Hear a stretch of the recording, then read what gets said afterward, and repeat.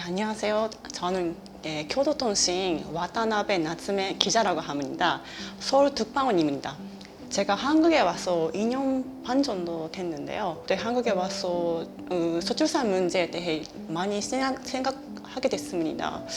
왜냐하면 일본도 심각한 상황이라 한국의 저출산 문제의 해법에 대해 좀 생각하면 일본에 도움이 될 거라고 생각했으니까요. 일본에서는 한국의 전도 문제, 여성 운동에 대해 관심 요즘 많아지고 있어요. 그래서 같은 여성이고 나이가 비슷한 유기자랑 같이 주제를 진행하는 것에 좀 의미가 많다고 생각했습니다.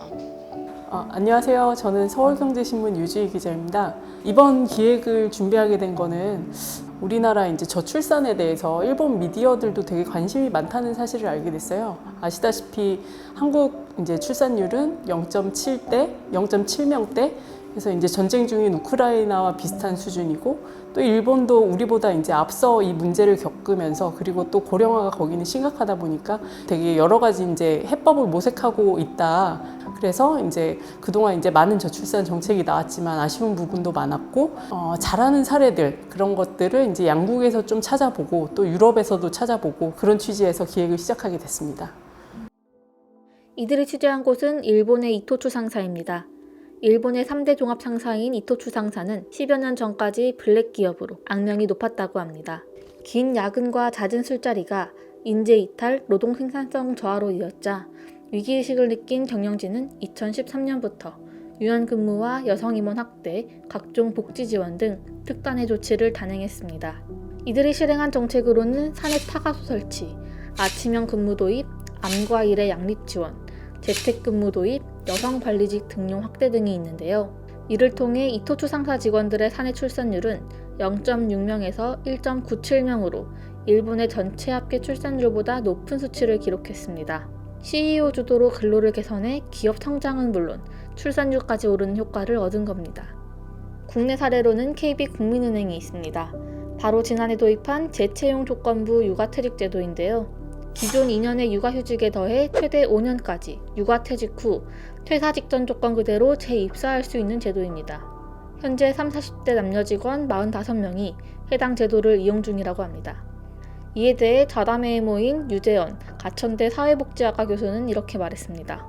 인구 정책과 이제 복지 정책 중에 이제 큰 차이점 중에 하나는 이제 우리가 인구 정책이라고 했을 땐 정책 대상이 꼭 사람이 아니어도 되는 것 같거든요. 그러니까 이제 기업을 대상으로 해가지고 기업에서 여러 가지 일가정 정책을 한다든지 이런 것들은 전국적으로 모든 기업에 확산시킬 수는 없지만 기업마다 자발적으로 노사 차원에서도 그렇고 경영진 차원에서도 아이디어를 내면 거기에 그 사업장에 맞춰서 이제 특화된 아이디어나 제도들이 충분히 나올 수 있으니까 그런 것들을 좀 많이 발굴하고 그런 것들이 조금 더 확산되지 않을까 생각합니다. 저는 독일과 헝가리를 다녀왔는데요. 독일 같은 경우에는 기업의 탄력적인 근무 제도가, 헝가리 같은 경우에는 지속적이고 규모 있는 재정 정책이 어떻게 가족의 형성에 도움을 줄 수 있는지를 느꼈습니다. 저는 이러한 부분들을 한국의 저출산 문제에 반영한다면 큰 도움이 될 것이라고 생각해서 이번 프로젝트에 참여하게 되었습니다. 헝가리는 국내 총생산의 5%에 달하는 예산을 저출산 대응에 투입하는 등 지구에서 가장 관대한 가족정책을 고수하고 있는데요. 헝가리의 합계 출산율은 2011년 1.23명에서 2021년 1.59명까지 올랐습니다. Covid pandémia, illetve utána az energiaválság és az azt követő orosz-ukrán háború okozta gazdasági nehézségek, természetszerűleg hatottak a mi családtámogatási rendszerünkre és a családok életére is. Minden évben szeretnénk új családtámogatási elemet bevezetni, és a vágyunk valóban az, hogy minden kívánt gyermek megszülethessen. Ez biztosan az a lehetőség, ami segíthet a népesedési problémákon.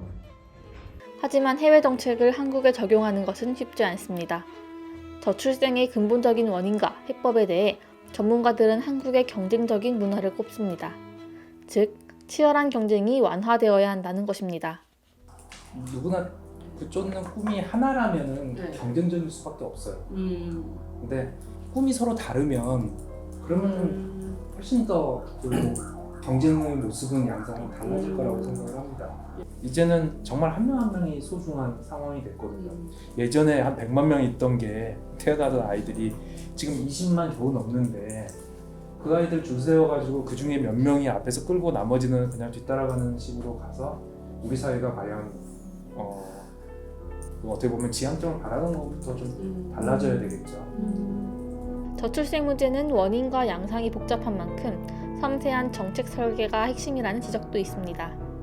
사실은 전 세계적으로 여성학자들은 유연근무제를 굉장히 비판적으로 보거든요. 왜냐하면 이건 쓰면 쓸수록 불리하다. 왜냐하면 너 육아휴직 갔다 왔고 뭐 출산휴가 했으니까 승진, 인사고과 뒤로 밀릴 수밖에 없거든요. 결국은 이제 그 마미 트랙이라고 하는 되게 불리한 궤도를 이제 그 회사에서 이제 이동해 가는 거죠. 경력상으로 굉장히 큰 페널티를 입게 돼요. 그래서 지금 한국의 상황은 냉정하게 말씀드리면 거기에 와 있다.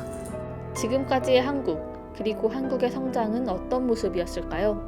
그리고 우리는 어떤 방향을 보고 나아가야 할까요?